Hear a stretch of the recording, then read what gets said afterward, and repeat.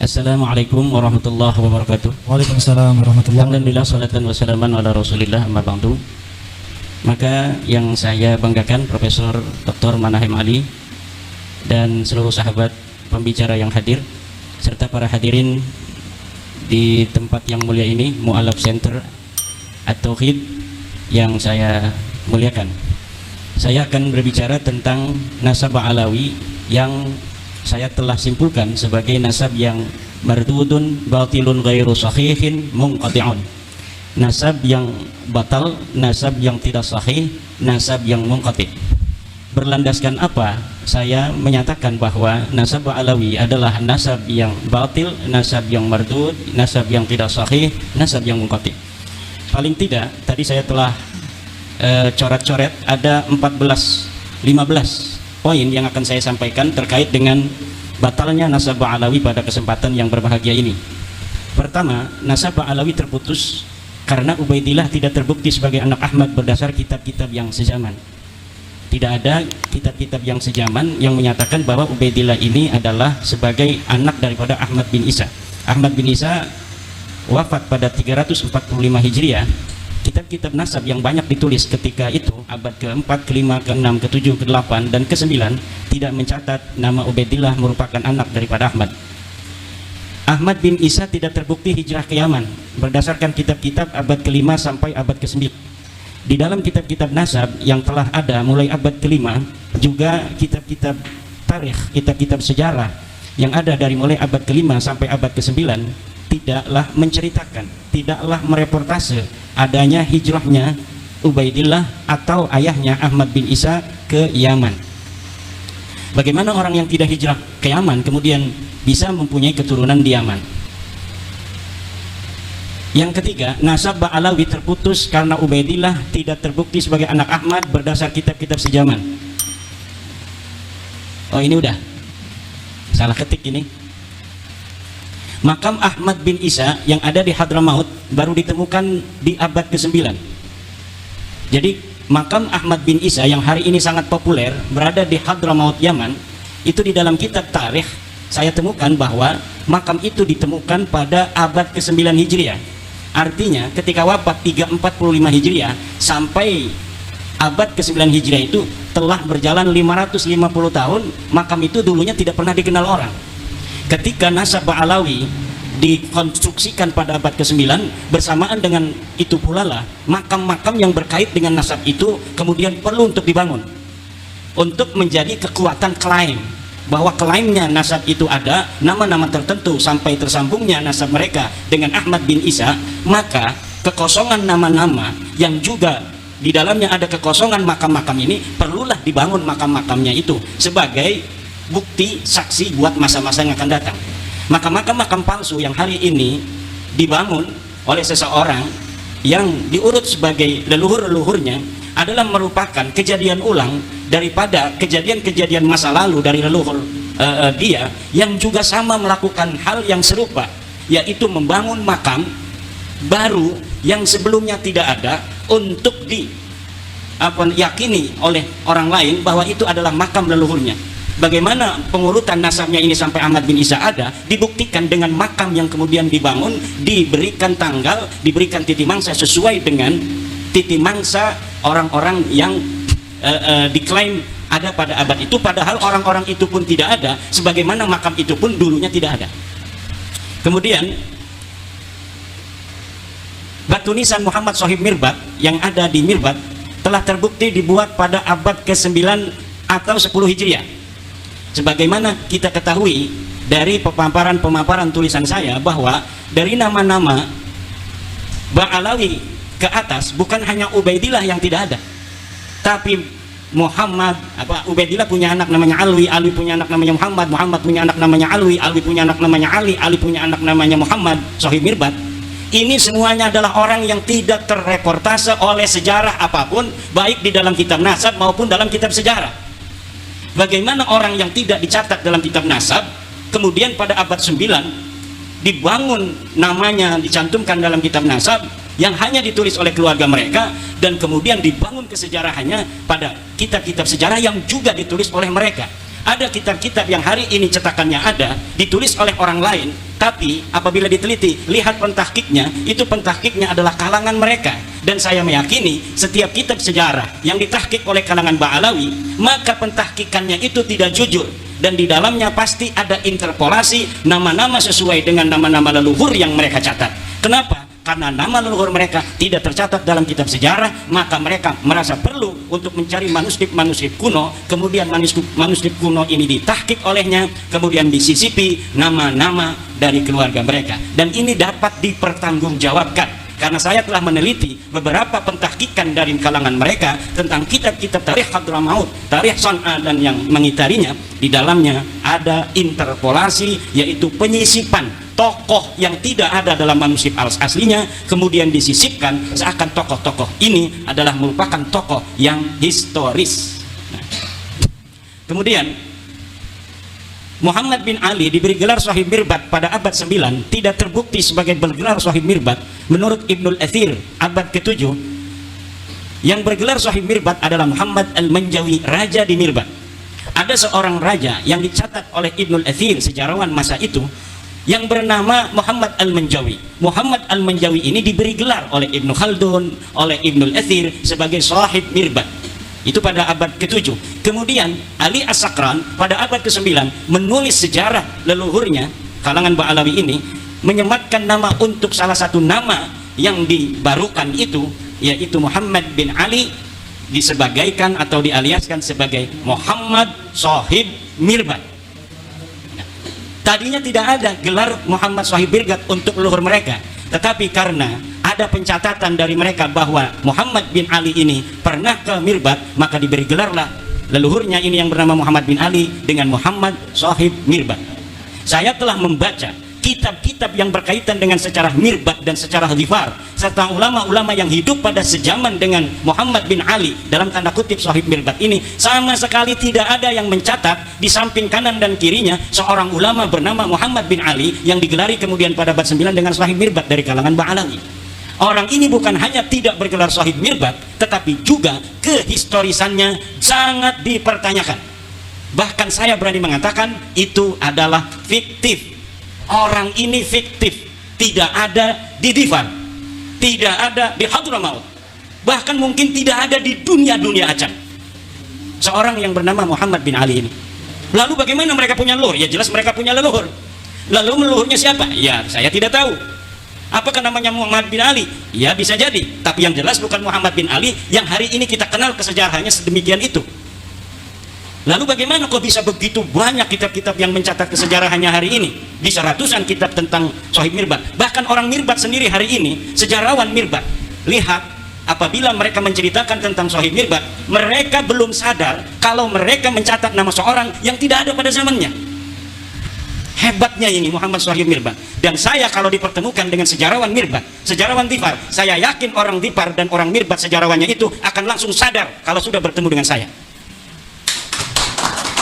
Apabila saya berikan algoritma dari sosok Shahib Mirbat ini, sejarawan Dhifar, sejarawan Mirbat, sejarawan Hadramaut akan langsung sadar bahwa ada masalah dalam kesejarahan, terutama kesejarahan nasab daripada sadah-sadah mereka ini, terutama yang berkaitan dengan klaim glorifikasi dari keluarga Ba'ali dalam ilmu pengetahuan, dalam tasawuf, dan dalam peran-peran kesejarahannya di masa itu yang berkaitan dengan politik, sosial, dan sebagainya. Bahkan saya sekarang sedang mencari orang yang bisa mempertemukan saya dengan para pakar-pakar sejarah di Yaman agar mereka tercerahkan. Yang saya ingin ketemukan adalah para pakar-pakar sejarawan yang tidak ada kaitan dengan Ba'alawi, yang insya Allah apabila dia itu bisa bertemu, maka itu akan langsung gampang sadar daripada orang-orang yang mempunyai subjektivitas dengan kalangan Ba'alawi. Dan saya meyakini itu, apabila algoritma ini sedikit dibuka, sadar mereka dengan itu, maka sejarah Yaman hari ini yang terbentuk begitu kokoh akan rungkat. Bukan hanya sejarah nasab Ba'alawi, tapi sejarah Yaman, sejarah Mirbat yang hari ini ada, rungkat semua. Kemudian Abdullah bin Shahib Mirbat yang tercatat dalam kitab Al-Ghurar abad 10 sebagai anak Shahib Mirbat yang mendapat ijazah dari Muhammad Al-Qala'i adalah fiktif. Saya telah menelusuri kisah-kisah seseorang yang bernama Abdullah yang disebut sebagai anak Muhammad Sahih Mirbad, yang disebut mendapatkan ijazah dari seorang ulama besar yang tercatat dalam kitab apapun, bukan hanya dalam kitab sejarah, tapi dalam kitab fikih, dalam kitab-kitab yang lainnya, yang bernama Muhammad bin Ali Al-Qala'i. Muhammad bin Ali Al-Qala'i seorang ulama besar di Mirbad yang hidup sejaman dengan tokoh fiktif Muhammad Sahih Mirbad. Ini dikatakan dia memberikan ijazah kepada seseorang bernama Abdullah Syarif Abdullah. Kemudian Syarif Abdullah ini disebutkan sebagai anak daripada Muhammad Sahih Mirbad Ba'alawi. Saya meyakini nama ini bukan untuk Abdullah bin Muhammad Sahih Mirbad. Adapun dikatakan bahwa Abdullah ini bin Muhammad Sahih Mirbad adalah pencaplokan sebuah manuskrip tentang ijazah yang tidak diketahui dia bin siapa, kemudian dialiaskan sebagai anak Muhammad Sahih Mirbad. Untuk apa? Agar kesejarahan leluhur mereka tercatat dalam bukti-bukti manuskrip yang dapat ditelusuri. Yang dapat ditelusuri nama Abdullah karena dia mendapatkan ijazah, tetapi Abdullah ini tidak diketahui siapa ini Abdullah. Dikatakan bahwa Abdullah ini adalah anak Muhammad Sahih Mirbad. Muhammad Sahih Mirbadnya mana? Fiktif. Tidak ada Muhammad Sahih Mirbad yang bernama Muhammad bin Ali Ba'alawi. Muhammad bin Ali Ba'alawi atau disebut juga Muhammad bin Ali Qalikosam. Saya dapat menyatakan dengan tegas bahwa orang ini fiktif. Tidak ada ulama tarikh yang menulis kesejarahan tokoh ini. Tidak ada ulama nasab yang mu'tamadah, yang bisa dipegang keulamaannya dalam ilmu nasab, yang mencatat seseorang bernama Muhammad bin Ali yang hidup sezaman dengan Muhammad bin Ali Al-Qala'i. Kemudian Jadid yang terdapat dalam kitab As-Suluk tidak terbukti sebagai saudara dari Alwi. Jadi ada kitab sejarah, yang kitab sejarah ini adalah mu'tamadah, yang bisa dijadikan pegangan untuk sejarah Yaman. Disebutkan ada seorang bernama Jadid yang disebut seorang syarif. Lalu keluarga Ba'alawi pada abad 9 mengatakan bahwa Jadid ini adalah saudara dari leluhur mereka yang bernama Alwi. Dengan demikian kekosongan kesejarahan mereka dalam kitab-kitab tarikh itu mudah-mudahan menurut mereka bisa terpenuhi dengan adanya nama Jadid yang dicatat dalam kitab As-Suluk. Bagaimana caranya? Dengan mengakui Jadid ini sebagai saudara dari leluhur mereka yang bernama Alwi. Dan ini pun nanti akan terjadi pada seorang ulama bernama Salim bin Basri, yang kemudian Salim bin Basri ini yang tercatat dalam kitab-kitab sejarah itu diambil namanya, dialiaskan bapaknya yang bernama Basri sebagai saudara daripada Alwi. Jadi dari sini ngambil supaya kuat. Ternyata yang diambil ini polanya sama. Setelah diambil namanya sebagai bagian dari keluarga mereka, lihat hari ini dalam kitab Syamsul Dhahirah, orang-orang yang tercatat dalam sejarah ini diingkiratkan, dikatakan bahwa mereka tidak mempunyai keturunan. Lihat nama Abdullah bin Sahih Mirbad, inqarada, tidak punya keturunan. Lihat Jadid, inqarada fi al-qarnis fi akhiri qarnis sitti, dia ingkirat di akhir abad 6. Kemudian lihat Salim bin Basri, demikian pula dikatakan bahwa keturunannya ingkirat pada akhir abad ke-6. Semua orang-orang yang ada di dalam buku-buku tarikh, dalam buku-buku sejarah yang diambil nilai-nilai sejarahnya, kemudian sosok keturunannya dikatakan tidak ada. Sementara orang-orang yang sama sekali tidak dicatat dalam sejarah seperti Muhammad Sahih Mirbad itu kemudian berketurunan sampai hari ini. Ini yang terjadi dengan nasab Ba'alawi. Kemudian kitab Tarikh Sambal, ada sebuah kitab namanya kitab Tarikh Sambal pada abad ke-10. Ini mencatat nama Faqih Muqaddam. Menurut peneliti sejarah dan geografi Hadramaut yang bernama Profesor Hussein Saleh bin Isa bin Omar bin Salman, kitab itu menurut beliau adalah kitab jiplakan dari kitab Ibnu Hisan. Nah, kitab yang ada di abad-abad sebelumnya diambil kemudian dijiplak, tidak diatasnamakan Ibnu Hisan, tapi diatasnamakan orang yang berada di abad 10 yang bernama Syekh Sambal Ba'alawi, tetapi kemudian isinya ditambah. Jadi ini ada pola baru. Kalau pola-pola yang dulu saya temukan, manuskrip dicari, kemudian manuskripnya ditulis, setelah manuskripnya restorasi, kemudian disisipkan nama-nama yang tidak ada di dalam manuskrip asli untuk dicetak sehingga nama yang tidak ada ini menjadi ada dan kemudian dianggap sebagai apa yang ada dalam manuskrip aslinya. Nah, tetapi yang baru ini yaitu kitab Tarikh Sambal, manuskrip Ibnu Hisan, Tarikh Ibnu Hisan ditemukan, tapi tidak ditahqiq, malah kemudian diambil beberapa lembar, kemudian disusun sedemikian rupa seakan-akan ini adalah karyanya, dimasukkan nama-nama Ba'alawi, kemudian diberikan nama atau pengarang Syekh Sambal. Jangankan kitab ini ada pada masanya, tokoh Syekh Sambalnya aja ada yang meragukan dia betul-betul pernah ada.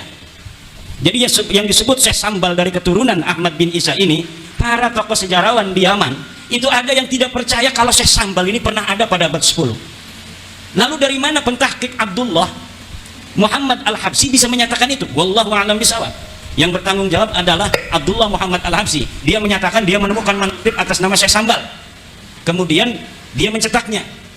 Ternyata setelah diteliti oleh pakar sejarah, ini kitab bukan milik Syekh Sambal, tapi sebagian diambil dari kitab Ibnu Hisan, kemudian ditaruhin nama Syekh Sambal yang disebutkan sebagai keturunan dari Ba'alawi. Jadi ini sangat luar biasa sekali. Polanya pola beda lagi, pola baru gitu. Modus baru gitu.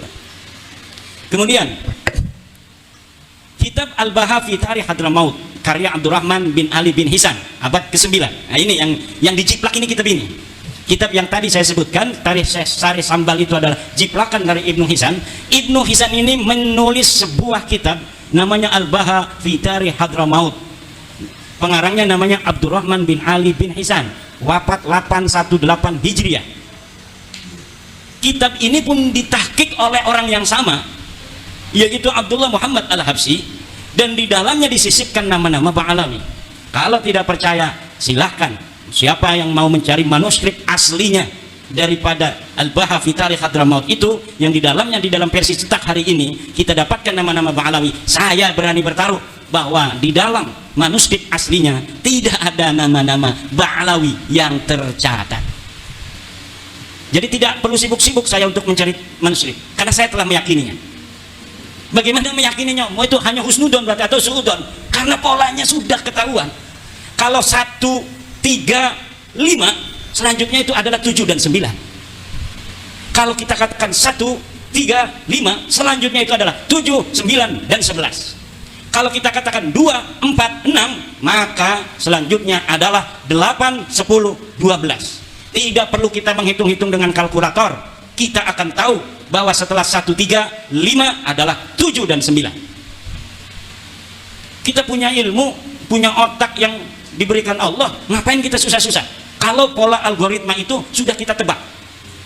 Kalau tidak percaya, silahkan buktikan. Jangan kita disuruh cari manuskrip. Yang tidak percaya bahwa saya katakan dia bohong, harus nyari manuskripnya. Gus Rumel, kenapa Kiai Iman nggak cari manuskrip Alwi bin Thohir itu? Saya punya kitabnya Al-Majdi, bahwa di dalam Al-Majdi itu bukan bin Al-Hasan tapi Minal Hasan. Lalu Alwi bin Thohir abad 14 dia palsukan, minnya itu dirubah menjadi bin. Akhirnya salah, beda pengertiannya. Kata Gus Rumel, Alwi bin Thohir berdasarkan manuskrip yang dia lihat. Mana manuskripnya? Dia tidak bilang dari manuskrip mana. Sementara Al-Majdi ketika mengatakan itu adalah Minal Hasan, itu berdasarkan manuskrip, dan manuskripnya disebutkan dalam mukaddimah. Ini manuskrip ditemukan di anu, dipegang anu, ditulis tanggal sekian, tahun sekian. Uqudul Almas itu ditulis abad ke-14 tanpa manuskrip. Katanya mengaku melihat manuskrip, tanpa menyebutkan manuskripnya ada di mana, ditulis oleh siapa dan tahun berapa. Sementara Uqudul Almas ini, Al-Majdi, ketika salinannya itu dicetak menjadi sebuah kitab, menyebutkan bahwa salinannya ditulis pada abad ke-12. Salinannya sekarang ada di perpustakaan anu, ditulis oleh Mang Anu. Lalu sesuatu yang berdasarkan alamat yang jelas melawan sesuatu di abad 14 yang tidak punya alamat sama sekali, mana yang menang dan mana yang harus dipertanggungjawab? Ini yang terjadi. Kemudian kitab Al-Imam Al-Muhajir, ada sebuah kitab namanya Al-Imam Al-Muhajir, ditulis oleh Muhammad Yashihab, ini ada di Indonesia, dan Abdullah bin Noh, ini seorang ulama di Bogor, ditulis tanpa referensi sejaman. Kitab ini menerangkan tentang tokoh yang bernama Al-Imam Ahmad Al-Muhajir. Semuanya lengkap, ini binnya anu, belajarnya di anu, pergi ke anu dan sebagainya, tetapi tanpa referensi. Kitab pada masanya bahkan sampai abad ke-9 tidak bisa disebutkan satupun kitab apa yang menjadi referensinya. Lalu referensinya abad berapa? Ya referensi unggulan Ba'alawi. yaitu Al-Burqatul Musyiqah dan Al-Jauharus Syafaf. Hanya itu saja mentoknya. Dengan satu lagi kitab Al-Ghurar di abad ke-10. Kitab Al-Ghurar, nah ini yang tadi saya sebutkan, Ba'alawi abad 10, yang menjadi salah satu buku referensi utama naskah Ba'alawi, hanya mempunyai referensi dari abad ke-9, yaitu kitab Al-Burqah dan kitab Al-Jauharus Syafaf. Jadi abad 10 sudah nambah tuh. Tadinya abad 9 hanya ada Al-Burqah dan Al-Jauharus Syafaf. Abad 10 nambah satu, namanya Al-Ghurar. Nanti ada lagi kitab karangan Abu Bakar Al-Idrus, ada 4. Nanti tumbuh lagi. Nanti abad 11 makin banyak. Abad 12 makin banyak. Sehari ini ratusan kitab menyatakan naskah Ba'alawi dan sejarahnya. Tetapi semuanya akan mentok dan habis pada abad ke-9. Referensinya tidak akan bisa nganclong ke abad ke-8, abad ke-7, abad ke-6, abad ke-5, dan abad ke-4. Karena memang semuanya is nothing. Orang ini tidak pernah ada. Nah, itu. Lah mungkin itu saja poin-poin karena waktunya sudah lebih dari 10 menit. Tentang Bani Jawi sedikit. Bani Jawi ini adalah Bani Melayu. Orang-orang Melayu hari ini adalah Bani Jawi. Bani Jawi ini, jangan kita mencari Bani Jawi ini asalnya dari mana. Bahkan Bani Jawi ini ternyata adalah orang-orang yang telah terdeteksi 4000 tahun sebelum Masehi. Kesejarahannya itu bisa dideteksi di Yordania. Di Yordania ada sebuah kampung Jawa 4000 tahun sebelum Masehi. Kemudian di Mesir itu ditemukan kapur barus. Ketika Fir'aun itu berapa tahun itu? 6000 tahun membangun piramid-piramid itu ditemukan bekas-bekas kapur barus yang asli dari Jawi, dari Melayu. Banyak sisa-sisa yang bisa ditemukan di dunia. Di Jepang misalnya itu ditemukan keris Jawa di masa purba. Berarti sebelum Indonesia hari ini merasa sebagai bangsa budak, bangsa yang pada bangsa asing, pada endoro-endoro, dulu leluhur kita ini adalah Bani Jawi yang luar biasa. Kesejarahannya bisa dideteksi bukan hanya dari 1 Masehi, bahkan dari 4000 dan 6000 sebelum Masehi. Ini nanti mungkin akan dikembangkan oleh Profesor Dr. Manahem Ali. Wallahu wal muwaffiq ila aqwamit thoriq. Wassalamualaikum warahmatullahi wabarakatuh. Waalaikumsalam warahmatullahi wabarakatuh.